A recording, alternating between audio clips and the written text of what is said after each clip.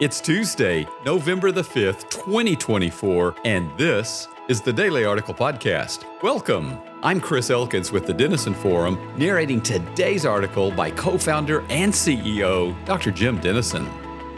Today's presidential election will be historic no matter who wins. Kamala Harris will become our first female president, or Donald Trump will become only the second president to win another White House term after losing a first attempt at re-election. Mr. Trump was born in the first year of the baby boom generation, 1946, and Kamala Harris in the last, 1964. Overseas votes could decide the election. Nearly half of 2020's electorate have already cast ballots this year. In a nation that has been split 50-50 since 2000, 7 different outcomes are deemed most likely by the Washington Post, one of which is a tie in the Electoral College. Counting the votes will extend beyond tonight, as could determining the outcome of the presidential race. Whatever else happens, at least the political ads will stop. Nearly $1 billion has been spent on them over the last week, most of it targeting my TV, or so it seems. Voter fatigue, anxiety, and fear have escalated as the campaign nears its end. Some are undoubtedly excited to vote for their candidates,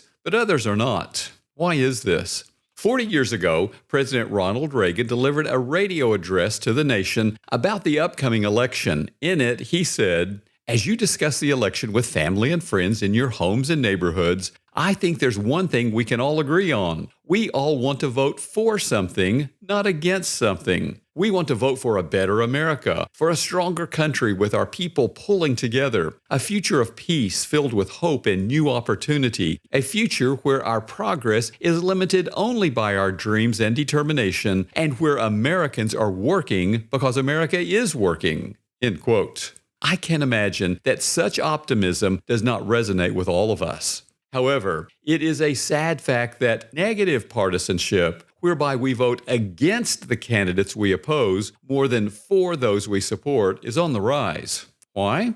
Cultural commentator Andrew Sullivan writes that the oldest and greatest bulwark of a culture that promotes a peaceful and collegial society has been Christianity. However, with its stark decline in our secularized society, quote, "The deep belief that we are all equal in the eyes of God and all equally flawed and forgivable gave way to a fundamentalist hubris on the right that saw liberals not as citizens who are misguided, but as enemies who had to be destroyed. And on the left, Trump supporters soon became viewed as alien, anathema, unfathomable, deplorable bigots for whom forgiveness was unthinkable. As a result, even if our candidates win, we will be less excited than relieved that at least the worst candidates lost. And if our candidates lose, our discouragement will only deepen. The way forward is, therefore, to go backward, to return to the Judeo-Christian worldview that was foundational to our founding and remains vital to our flourishing. To this end, a statement by Billy Graham caught my eye, commenting on James 2, verse 19, "You believe that God is one, you do well, even the demons believe and shudder." Dr. Graham wrote, "They believe God exists. They believe in the facts of Jesus' birth, life, death, and resurrection. But their belief is not a saving belief, and the reason is because it has not led them to turn to God in repentance and trust Christ alone for their salvation." End quote. Tragically, theirs is the faith of many Americans today. They believe in the facts regarding Jesus, but they do not have a personal, transformational, daily relationship with the living Lord. Unfortunately, the same can be true for you and me as well. 70 years ago, J.B. Phillips wrote a small book titled, "Your God is Too Small." In it, he portrays the deity in which many believe: a resident policeman, a parental hangover, a grand old man, and a managing director, among others. His book made a profound impression on me, challenging the many ways I underestimated God's might and love.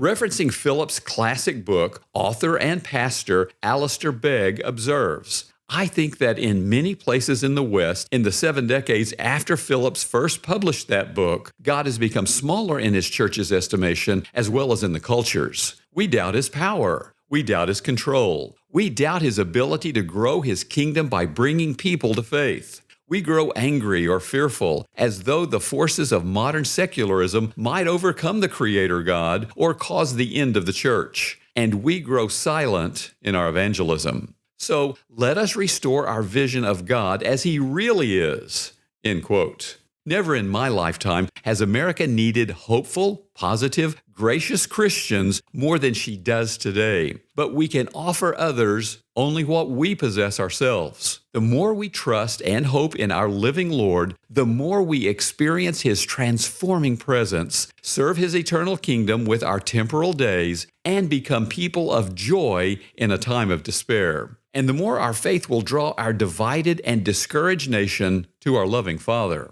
Paul Powell observed, quote, "Over the triple doorways of the Cathedral of Milan, Italy, there are 3 inscriptions spanning 3 beautiful arches. Over the first arch is sculptured a cross, and with it the words, 'All that troubles is but for a moment.' Over the left arch is carved a beautiful wreath of roses, and underneath it are the words, 'All that pleases is but for a moment.'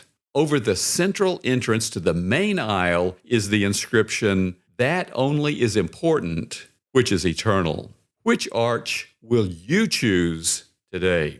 Note, for more on relating in redemptive and positive ways to our culture, please see my latest website article, "How Do Celebrity Open Marriages Relate to the Election?"